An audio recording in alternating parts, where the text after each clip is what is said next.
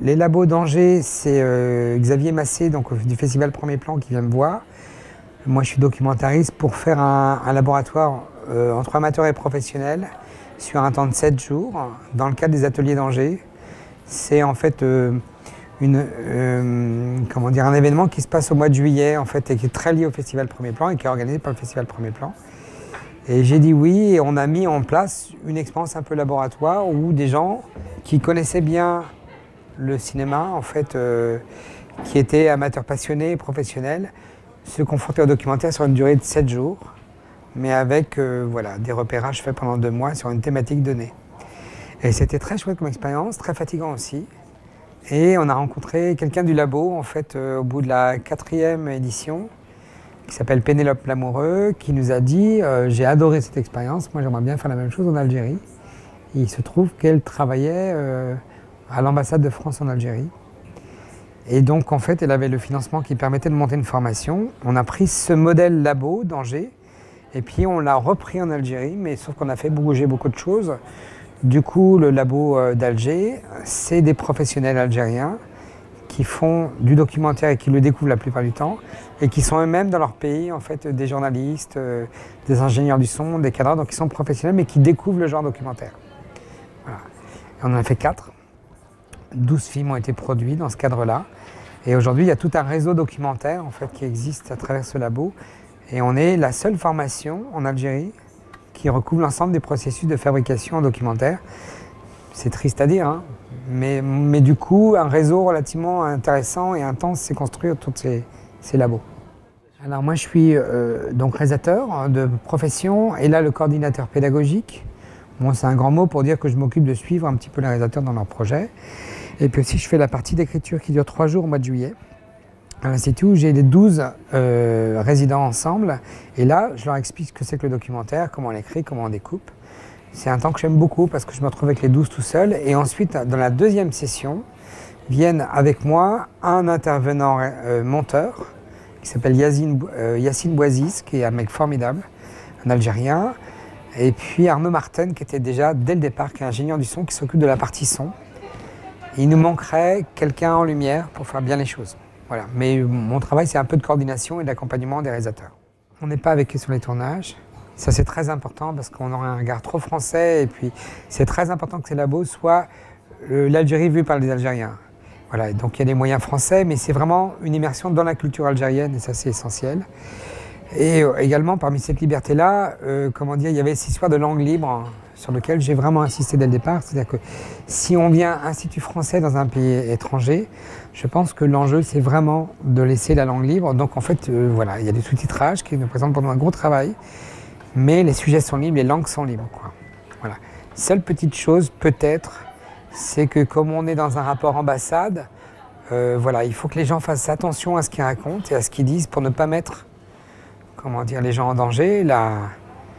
L'Algérie est un régime dur, de surveillance, sur lequel on ne peut pas, de façon naïve, faire du documentaire partout, à n'importe quel endroit. On ne peut pas filmer en Algérie sans autorisation de tournage de la police. Et ça, c'est extrêmement important et ça fait partie des choses qui sont un peu difficiles, qui demandent un peu de doigté, de connaissance, quoi. Mais on n'a pas de compte à rendre à personne, ni à l'Institut. Et ça, je pense qu'en 4 ans, ils nous font confiance maintenant. Après, c'est jamais que des petites formes de 15 minutes, mais nous, on est très persuadés qu'il y a dans cette nouvelle génération d'Algériens un désir de film et de documentaire énorme. C'est un pays qui est complexe, socialement, sur plein d'aspects, en fait, il a une jeunesse d'une énergie folle, mais aussi socialement. Voilà un pays qui est relativement conservateur, en fait, et sur lequel le documentaire a ses entrées, quoi. Le pays peut filmer, envie d'être filmé et envie de filmer énorme. Donc ça, c'est, je crois, des bons ingrédients pour faire une formation. Et le trajet des films est vraiment lié à ça. C'est-à-dire que si les films ont beaucoup été en festival, c'est parce qu'il y a peu de films de forme courte qui sont montés, mixés avec du montage son et qui ont une facture un peu professionnelle, quoi. Voilà. Alors, le 3e film de Narcisse Youmbi, qui est un réalisateur camerounais, est un film sur une gynécologue algérienne qui, en fait, parle de façon très très confidente en fait avec les femmes algériennes autour d'elle, et on se rend compte que le cabinet de gynécologie devient un lieu de résistance en fait, savoir si c'est un péché ou pas un péché de faire les fécondations in vitro, savoir si, comment dire, qu'est-ce que font ces femmes à la maison quand elles sont bourrées de diplômes en fait, en tout cas. Le cabinet de la gynécologue devient un lieu de résistance pour les femmes, et ça c'est une idée magnifique qu'il y a eu. Alors une précision pour ce film, c'est il y avait un autre film qui était prévu, et ce film a été fait en 2 jours de préparation parce que le réalisateur qui devait faire le film a annulé, et donc on s'est retrouvé avec 3 personnes en disant qu'est-ce qu'on va faire. Et Narcisse, qui est un bon réalisateur vraiment, a dit moi je connais une gynécologue formidable, c'est la gynécologue de ma femme, et en fait c'est une anecdote mais c'est assez drôle en fait, c'est qu'il allait avoir un enfant. Et on avait très peur que l'enfant naisse pendant le tournage, voilà.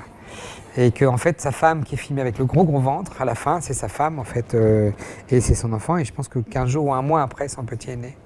Donc il était en plein moment où il était en rapport assez fort avec cette gynécologue qui nous a ouvert les portes de façon très généreuse et et ça a été possible parce qu'on a demandé aux femmes dès le départ de dire on enregistre votre voix mais il n'y aura pas votre identité.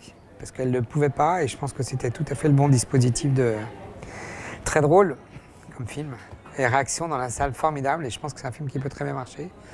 Parce qu'il y a des questions très complexes de la liberté de la femme, mais le personnage est extraordinaire.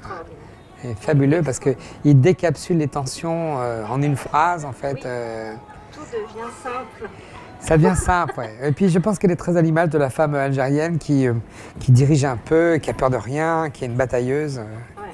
Voilà. Cette formation aussi a été très ouverte aussi sur un public féminin, parce que j'ai découvert depuis que j'y vais en fait des Algériennes journalistes extrêmement, courageuses, qui travaillent dans un pays qui est globalement dur, dans la presse notamment, sur lequel ils vivent énormément de pression. Ils ont une caisse incroyable. Vraiment incroyable. Et moi j'étais assez bluffé par la résidence qu'on a en fait. C'est des gens, on n'a rien à leur reprendre sur le plan de la technique, oui.